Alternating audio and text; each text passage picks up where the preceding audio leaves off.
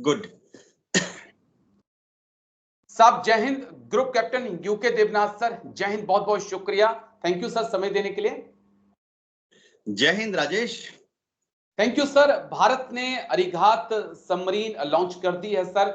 उसके बाद nuclear tried का एक ट्रेंड कर रहा है कि न्यूक्लियर ट्राइड क्षमता जो भारत के पास आ चुकी है। तो मैं यही सोच रहा था कि साहब के साथ बैठूं और समझूं कि अपने दर्शकों के लिए, खुद के लिए, कि न्यूक्लियर ट्राइड क्या होता है और अरिघात अरिहंत आने के बाद भारत को कौन सी ऐसी ताकत मिल गई है जिसमें वो दुनिया के टॉप 5-6 कंट्री में शामिल हो गया है सर। हाँ राजेश, अगर आप शुरुआती दिनों से देखें तो दुनिया में सबसे पहले जब एटम बम गिराया गया था जी, तो हवाई जहाज से ही गिराया था, नागासाकी और हिरोशिमा के ऊपर।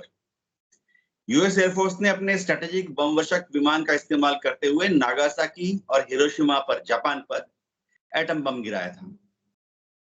बाद में जब अमेरिका, रशिया, इन सब देशों ने लॉन्ग रेंज, जमीन से जमीन पर मार करने वाले रॉकेट्स और मिसाइल्स बना लिए, तो उन्होंने इन्हीं एटम बमों को लॉन्ग रेंज तक मार करने वाले रॉकेट्स पर, मिसाइल्स पर भी लगा दिया जी। अब दिक्कत ये आ रही थी कि हवाई जहाज पर आपने एटम बम रखा है या रॉकेट्स या मिसाइल्स पर, जैसे हम कहते हैं इंटरकॉन्टिनेंटल बैलिस्टिक मिसाइल जी पे आपने एटम बम लगा दिया। दिक्कत ये आ रही थी कि दुश्मन को उसकी लोकेशन का मोर और लेस अंदाजा है।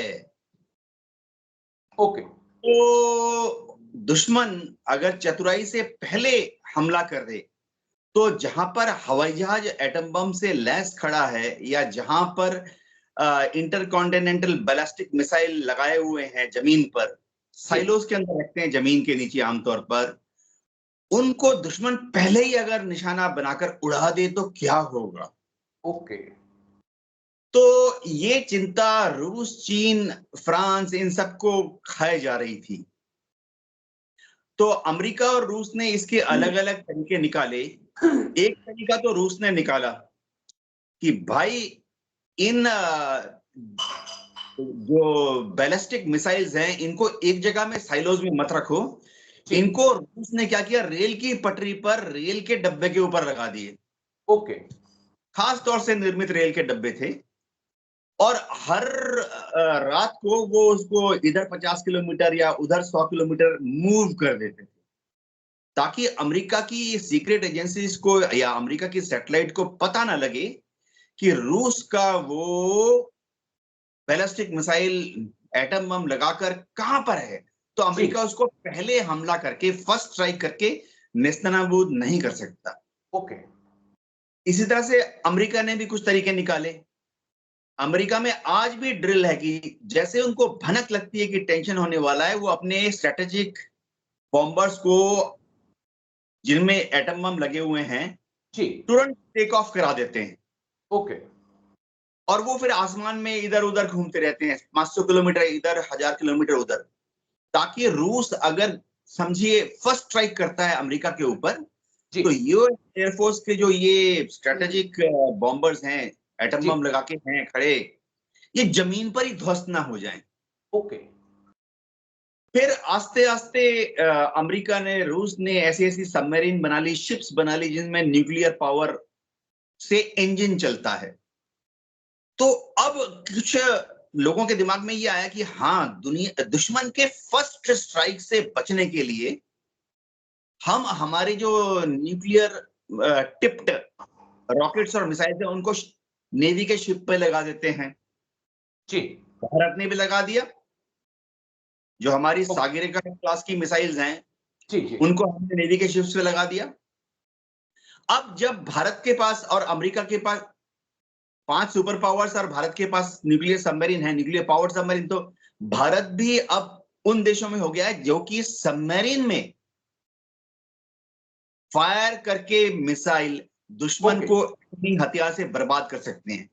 ना चीन ना पाकिस्तान को कभी पता चलेगा कि हमारी वो सबमरीन समुद्र के नीचे कहां घूम रही है। तो न्यूक्लियर सर्वाइवेबिलिटी बढ़ जाती है। तो इसी को कहते हैं न्यूक्लियर ट्रायड। हवा से भी हमला करेंगे, समुद्र से भी हमला करेंगे और जमीन से भी हमला करेंगे। यानी कि सेकंड स्ट्राइक कैपेबिलिटी जो है उसे हम कह सकते हैं कि अगर आपके ऊपर न्यूक्लियर अटैक हो गया है, सब लगभग खत्म हो चुका है और दुश्मन ये मान रहा है कि आप खत्म हो चुके हैं, तो आप सेकंड स्ट्राइक करके उससे बदला ले सकते हो। इसे मैं और आसान भाषा में समझना चाहूं तो ऐसे समझ सकता हूं। हाँ राजेश, देखिए दुनिया के मोरलेस सभी न्यूक्लियर पावर्ड कंट्रीज ने जी अपने जो ऑफिशियल न्यूक्लियर डॉक्ट्रिन है, चाहे अमेरिका हो, रूस हो, चीन भी, जी भारत ने तो लिख दिया है ऑफिशियली, सबने डिक्लेयर किया है कि इनमें से कोई भी अपने दुश्मन पर पहले न्यूक्लियर हथियार से हमला नहीं करेगा। जी ओपन नेट में अवेलेबल है, गवर्नमेंट डॉक्यूमेंट में अवेलेबल है, और एम्बेसडर्स को साइंड डॉक्यूमेंट देके आदान प्रदान किया जाता है। जो सीबीएम्स होते हैं, कॉन्फिडेंस बिल्डिंग मेजर, जी हमने चीन को बोल दिया है कि हम तुम पर हमला नहीं करेंगे, हाँ तुम अगर हमला करोगे हम जवाब देंगे। ओके हमने भी पाकिस्तान को बोल दिया कि हम पाकिस्तान के ऊपर न्यूक्लियर हथियारों से हमला नहीं करेंगे, हाँ अगर पाकिस्तान गुस्ताखी करता है तो देख लेंगे फिर पाकिस्तान को। ओके सेकंड स्ट्राइक कैपेबिलिटी, तो सेकंड स्ट्राइक तो आप तभी करोगे ना जब आप पहली दुश्मन के स्ट्राइक से बच जाओगे। बिल्कुल सर। तो ये न्यूक्लियर ट्रायड जो है, ये दुश्मन की पहली स्ट्राइक अगर दुश्मन कर देता है, उससे बचने के अलग अलग तरीके हैं। जी स्पेस में भी सोचा गया था कि स्पेस में सैटेलाइट्स में न्यूक्लियर हथियार रख देते हैं तो दुश्मन के पहले हमले से बच जाएंगे। लेकिन फिर दुनिया में जरा लोगों ने बुद्धि से काम किया।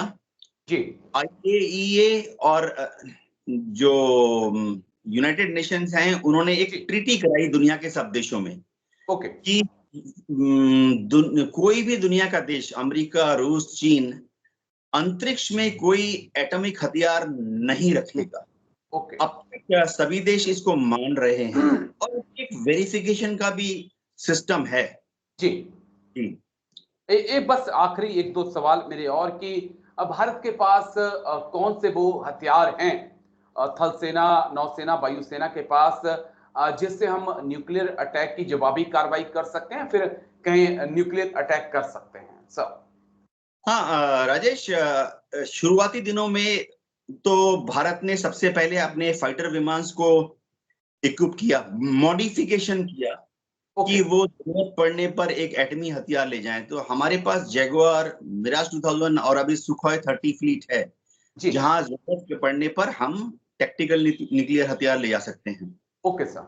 और भारत के पास पृथ्वी सीरीज की जमीन से जमीन पर फायर करने वाली बैलिस्टिक मिसाइल्स हैं। रेंज उनका है 150 किलोमीटर, 450 किलोमीटर, 600 किलोमीटर वाला बना रहे हैं।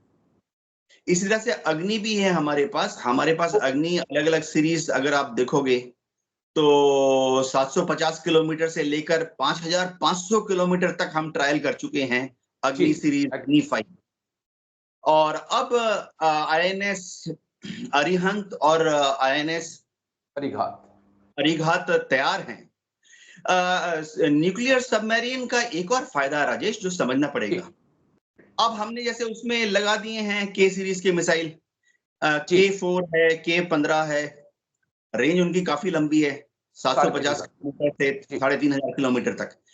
न्यूक्लियर सबमरीन का सबसे बड़ा फायदा यह है कि जैसे ही ये टेंशन चालू हुआ या युद्ध चालू हुआ या भारत सरकार के हुक्म पर कभी भी, वो चुपचाप समुद्र के नीचे गायब हो जाती है। तो ना सिर्फ दुश्मन को उसका पता नहीं लगता, वरन एक और एडवांटेज है, वो आस्ते आस्ते आस्ते आस्ते, क्योंकि वो समुद्र के नीचे जा रही है, 40 किलोमीटर लीजिए 1 घंटे में चल रही है, तो एक दिन में करीबन 1000 किलोमीटर चल सकती है जी। वो आस्ते आस्ते दुश्मन के देश की तरफ जा सकती है। ओके, यानी वो पाकिस्तान की तरफ आस्ते आस्ते बढ़ सकती है, 1000-2000 किलोमीटर 1-2-3 दिन में चली जाएगी जी। अगर चीन के साथ टेंशन है तो जिस दिन लड़ाई चालू हुई या जिस दिन टेंशन चालू हुआ, वो आस्ते आस्ते strait of bay of Bengal से स्टेट ऑफ मलाक्का क्रॉस करके साउथ चाइना सी तक पहुंच सकती है, ईस्ट चाइना सी तक पहुंच सकती है, छुपी रह सकती है, क्योंकि ये काफी दिनों तक 2-3-4 महीने तक समुद्र के अंदर सकती है जी। तो साउथ चाइना सी में पहुंच जाएगी।